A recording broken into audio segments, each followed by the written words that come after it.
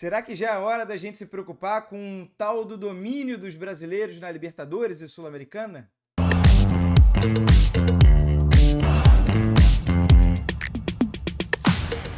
Fala rapaziada, como é que vocês estão? Mais um vídeo no canal do Canedo. E é isso, né? O tema é hoje fechou a fase de grupos da Libertadores e da Sul-Americana. E eu vou fazer aqui, tentar um raio-x, né? Levantando a participação dos brasileiros, decepcionante na Sul-Americana, sobretudo. E para tentar responder a tal da pergunta, né? Será que já é o momento da gente se preocupar depois de vários anos consecutivos dominando o Libertadores e chegando em fases agudas da Sul-Americana, não dominando? Será que chegou a hora da gente se preocupar, né? O que os números indicam o nosso desempenho atual comparado aos últimos anos?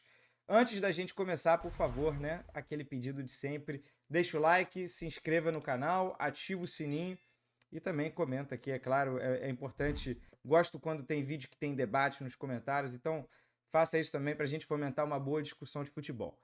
Pois bem, fiz um levantamento pegando 2023, 24 e 25.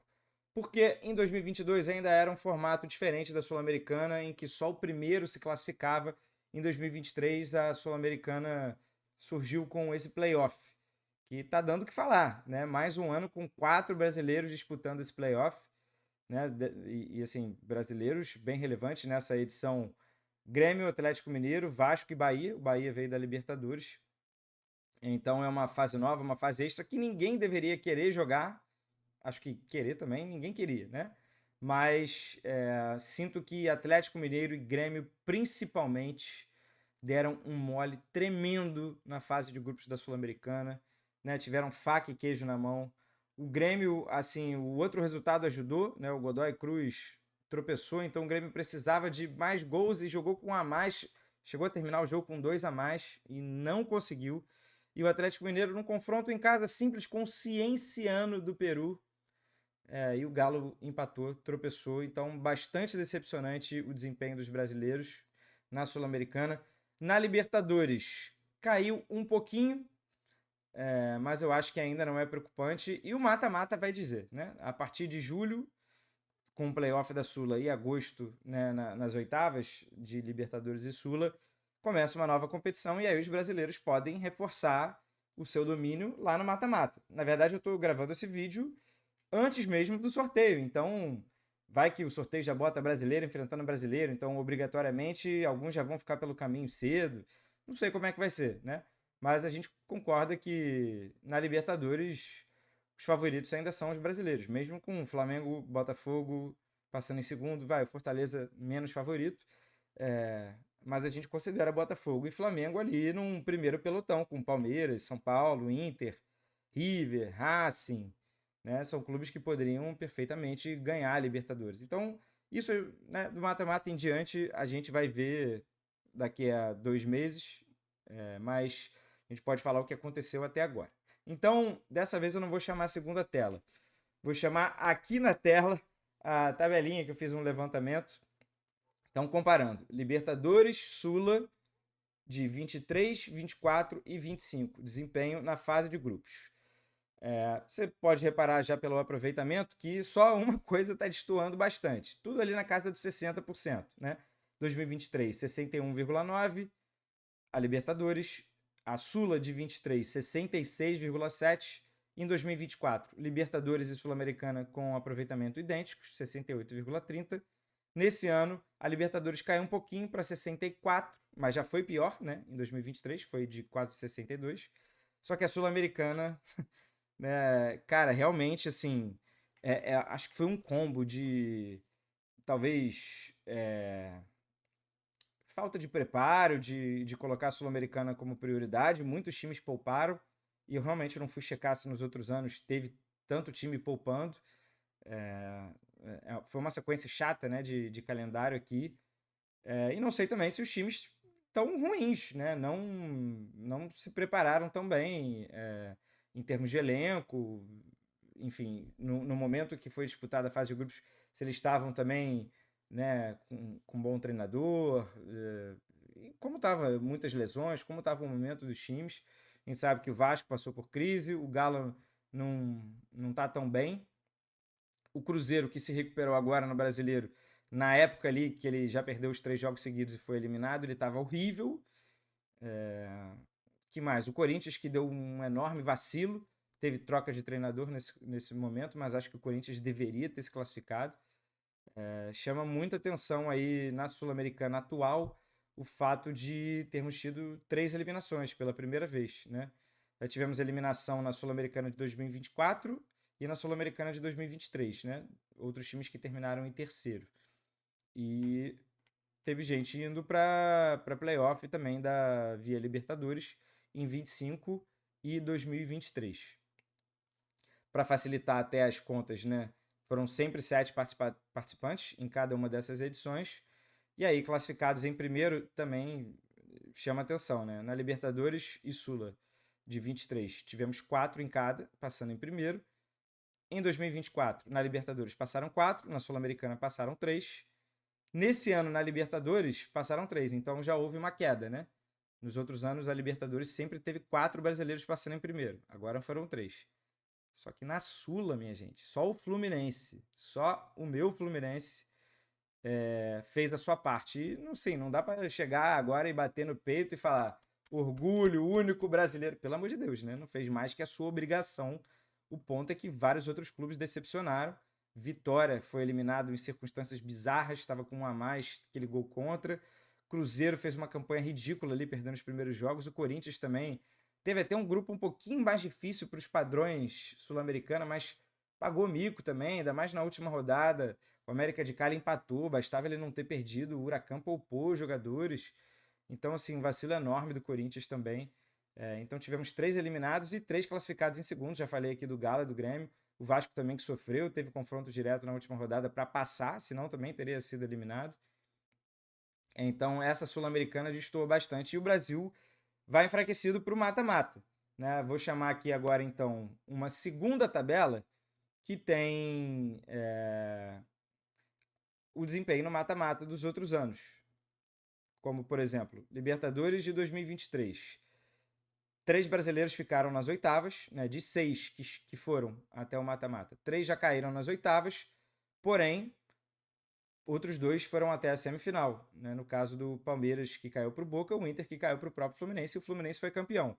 Então, 3 brasileiros, às vezes não precisa nem dos 6 chegando longe, né, reforçando a ideia, mas a gente precisa ali pelo menos de 3, 4 num bom ano. E foi o que aconteceu naquela Libertadores. Na Sul-Americana de 23, 2 brasileiros caíram nas oitavas, tivemos sobreviventes ali nos playoffs, então 2 caíram nas oitavas, outros 3 caíram nas quartas, um caiu na semi, por obrigação, né? Foi Fortaleza e Corinthians, e aí o Fortaleza foi vice para a LDU. Mas o Brasil tinha 2 representantes na semifinal. Né? Já era a maioria, já era alguma coisa. Em 2024, na Libertadores, 2 brasileiros caíram nas oitavas, mas por confrontos forçados. Se eu não me engano, Botafogo e Palmeiras, Fluminense e Grêmio. Né? Caíram Grêmio e Palmeiras. Caíram 3 nas quartas, 2 por confrontos forçados. Fluminense caiu para o Galo, São Paulo caiu para o Botafogo e o Flamengo pagou um mico ali também, caiu para o Peñarol, que depois tomou um baile do Botafogo. Na semifinal, tivemos o Galo eliminando o River e o Botafogo eliminando o Peñarol. Então tivemos os dois chegando na final, uma final super brasileira, maravilhoso, né? A Libertadores sempre ali, né? Quartas em diante, tendo muitos brasileiros e semifinal e final sempre também. O domínio na Libertadores, eu acho que a gente vai continuar tendo. Mas na Sula de 2024, 2 brasileiros já caíram no playoff. Lembrando que um já foi eliminado antes, na fase de grupos. Então, 2 caíram no playoff. 1 nas oitavas, 2 nas quartas. 1 na semi e o Cruzeiro que foi vice. Né? O Corinthians caiu na semi. Tivemos ainda o finalista, importante, beleza, legal. Mas olha quantos times foram caindo antes, né? Toda a fase ali caindo brasileiros. E eu acho que essa Sula a gente periga e ainda pior. Ainda pior. Vou chamar então aqui como fica a situação de pote, de sorteio. A gente tem apenas o Fluminense como quarta melhor campanha, né? Mushuki Runa, Huracan. Olha só essa lista, gente. Mushuki Runa, com a melhor campanha da Sul-Americana. Huracan. Universidade Católica, não do Chile, do Equador. Fluminense, Independente, Godoy Cruz, Lanús e Cienciano. Né? Os argentinos em maioria, 4 argentinos. 1 brasileiro. Isso não pode acontecer. Galo e Grêmio deveriam ter passado em primeiro. E se bobear, até o Corinthians também, pelo potencial que ele tinha. Então os argentinos garantiram aí. Aí a gente vai ter Alianza Lima contra Grêmio. Cara, do jeito que o Grêmio tá jogando, eu não boto a minha mão no fogo. E tem o Barcos aí para fazer lei do ex. Atlético Bucaramanga e Galo. O Atlético Bucaramanga estava no grupo do Fortaleza e, vamos fazer um parênteses aqui importante, o Fortaleza ganhou o jogo do Colo-Colo por WO, ganhou os 3 pontos daquela partida. Não fosse aquilo, o Fortaleza estaria eliminado. Então, o Atlético Bucaramanga estaria classificado no grupo do Fortaleza, vai enfrentar o Galo. O Galo é favorito, mas, cara, do jeito também que tá jogando, não boto mão no fogo. Não consigo colocar a mão no fogo. Bahia e América de Cali. América de Cali é um time chatinho. Acho que o Bahia é favorito. Vou torcer pro Bahia passar. E o Del Valle Vasco, que é na altitude de Quito. Não sei no momento lá se o Vasco vai estar jogando melhor já com o Diniz, mas a gente não pode cravar também o Vasco como favorito. Então a gente tem um cenário em que é provável que brasileiros caiam nesse playoff, né? E, ao contrário dos outros anos, a gente só tem o Fluminense aguardando na próxima fase. Os outros anos sempre tinham outros clubes, né? Lembrando aqui, na Sul-Americana de 24, 3 passaram em primeiro, na Sul-Americana de 23, 4 passaram em primeiro. E agora só 1 passou em primeiro. Então, é bastante provável, eu não sei o que o sorteio vai apontar, né? O sorteio vai definir quem do pote 1 vai enfrentar o confronto do pote 2. Eu não sei se vai ter confronto brasileiro nas oitavas, né? Não tem como fazer esse exercício agora de imaginação.